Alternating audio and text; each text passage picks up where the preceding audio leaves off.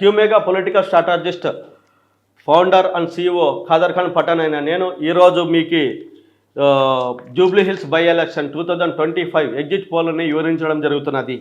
So మనం మొదటగా చూసినట్లయితే మేము 16,000 శాంపుల్ని ప్రతి డివిజన్కి 2,000 పైన చిలుకు శాంపుల్స్ తీయడం జరిగినది. మా టీము మొత్తం కలిపి ఈరోజు మీకు ఫేజ్ 1 ఫేజ్ 2 ఇంతకుముందునే మేము వివరించినాము. దాంతోపాటు ఈరోజు ఎగ్జిట్ పోల్ రిలీజ్ చేయబోతున్నాము. ఎర్రగడ్డలో మనం అబ్జర్వ్ చేసినట్లయితే డివిజన్ని 59,580 ఓట్లు ఇక్కడ ఉన్నాయి. ఇక్కడ ప్రథమంగా బీఆర్ఎస్ కొద్దిగా ముందంజలో ఉంది, సెకండ్ కాంగ్రెస్ ఉంది, థర్డ్ బీజేపీ ఉంది, అదర్స్ ఫోర్త్ ప్లేస్లో ఉన్నారు. నెక్స్ట్ బోరబండని మనం గ్రహించినట్లయితే 52,754 ఓట్లు ఉన్నాయి. ఇక్కడ మొదట BRS, second Congress, third BJP, fourth Congress, others రాబోతున్నాయి. సో యూసఫ్ కూడా మనం అబ్జర్వ్ చేసినట్లయితే 58,599 ఓట్స్ ఉన్నాయి. ఇక్కడ కాంగ్రెస్ మొదటి ప్లేస్లో, బీఆర్ఎస్ సెకండ్ ప్లేస్లో, బీజేపీ థర్డ్ ప్లేస్లో, అదర్స్ ఫోర్త్ ప్లేస్లో ఉన్నాయి. వెంగళరావు నగర్ మనం డివిజన్ అబ్జర్వ్ చేసినట్లయితే వెంగళరావు నగర్లో 54,620 ఓట్లు ఉన్నాయి. ఇక్కడ మొదటగా బీఆర్ఎస్ పార్టీ మొదటి స్థానం ఉండగా రెండో స్థానంలో కాంగ్రెస్ పార్టీ, మూడో స్థానంలో బీజేపీ, నాలుగో స్థానంలో అదర్స్ ఉన్నారు. అలాగే రహమత్ నగర్ డివిజన్ చూసినట్లయితే 70,583 ఓట్స్ ఉన్నాయి.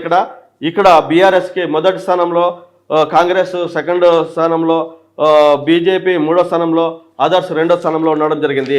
షేక్పేట్ని మనం చూసినట్లయితే 70,546 ఓట్లు ఉన్నాయి ఇక్కడ.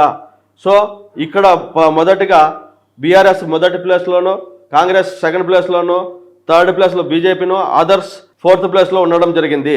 ఇంకో శివమోజీ కూడా ఫ్యూ వార్డ్స్ మనం గమనించినట్లయితే ఇక్కడ 32,300 ఉన్నాయి. ఇక్కడ మొదటిగా చూసినట్లయితే బీఆర్ఎస్ ఫస్ట్ ప్లేస్లోను, సెకండ్ ప్లేస్లో కాంగ్రెస్, మూడో ప్లేస్లో బీజేపీ, నాలుగో ప్లేస్లో అదర్స్ ఉన్నాయి. సో పార్టీ వైజ్గా మనం అబ్జర్వ్ చేసినట్లయితే, ఎందుకంటే ఇక్కడ పార్టీ ఇది ఎందుకు వచ్చింది, కాంగ్రెస్ ఇక్కడ వెనకల కంటే నవీన్ యాదవ్ పైన కేసులు ఉండటము, కాంగ్రెస్లో వర్గపోరు ఉండటము, అధికార పార్టీపై ప్రజల్లో అసంతృప్తి వ్యతిరేకం ఉండడము, హైడ్రా కూల్చివేతలు, ఆర్టీసీలో ఛార్జీలు పెంచడము, 6 గ్యారెంటీలను అమలు చేయలేకపోవడము, కాంగ్రెస్ బలహీనతలు నవీన్ యాదవ్ పైన ప్రభావితం చూపడము, బీసీలకి 42%లో విఫలం అవ్వడము, డబుల్ బెడ్రూమ్లు ఇవ్వలేకపోవడము, నీటి సరఫరా సరిగా చేయలేకపోవడము, డ్రైనేజ్ వ్యవస్థ సరిగా లేకపోవడము, 500కే గ్యాస్ ఇవ్వలేకపోవడము, హైడ్రా పనితీరు సరిగా లేకపోవడము, 2 లక్షల ఉద్యోగ కల్పనలో చేయకపోవడము, కాంగ్రెస్ అన్ని కులాలను కలుపుకొని పోవడంలో వెనుకబడి ఉండటము ఈ జూబ్లీ హిల్స్ నియోజకవర్గం జరిగిన ఓటర్లో మనం గ్రహించవచ్చు. ఇంక అదే కాకుండా ఆటోలలో కానీ అక్కడ మహిళలు కానీ ఎక్కువగా బీఆర్ఎస్ వైపే మొగ్గు చూపినారు.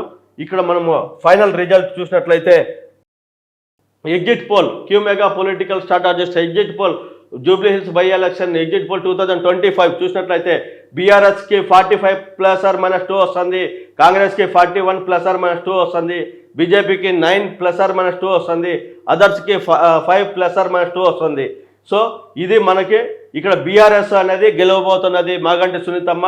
సో మాగంటి సునీతమ్మకి 5 నుంచి 10,000 ఓటు మెజారిటీతో ఇక్కడ గెలవబోతుందని సో స్పష్టంగా క్యూమెగా పొలిటికల్ స్ట్రాటజిస్ట్ ఖాదర్ ఖాన్ పఠాన్ నేను క్లియర్గా మీకు వివరించడం జరిగింది. దగ్గర 95 ఓట్లకి ఈమె రీచ్ అవుతుందని అనుకున్నాము. కానీ పోలింగ్ శాతం బట్టి చూస్తే ఇక్కడ 5 నుండి 10,000 శాతంతో అంటే అంత ఓటింగ్ జరగలేదు. కాబట్టి 50 to 60 మధ్యలో జరిగితే ఆమె ఖచ్చితంగా అంటే 2,25,000 మధ్యలో కానీ పోయినట్లయితే ఖచ్చితంగా 95,000కి ఆమె రీచ్ అవ్వగలుగుతుంది. బీఆర్ఎస్ పార్టీ ఖచ్చితంగా క్లియర్ విన్ అవ్వబోతుంది. సెకండ్ ప్లేస్లో నవీన్ యాదవ్ ఉండబోతున్నాడు, థర్డ్ ప్లేస్లో బీజేపీ ఉండబోతుంది, అదర్స్ ఫోర్త్ ప్లేస్లో ఉండబోతున్నారు. సో ఇది మా Jubilee Hills by election prediction ఇవ్వడం జరిగింది. థ్యాంక్ యూ వెరీ మచ్ అండి.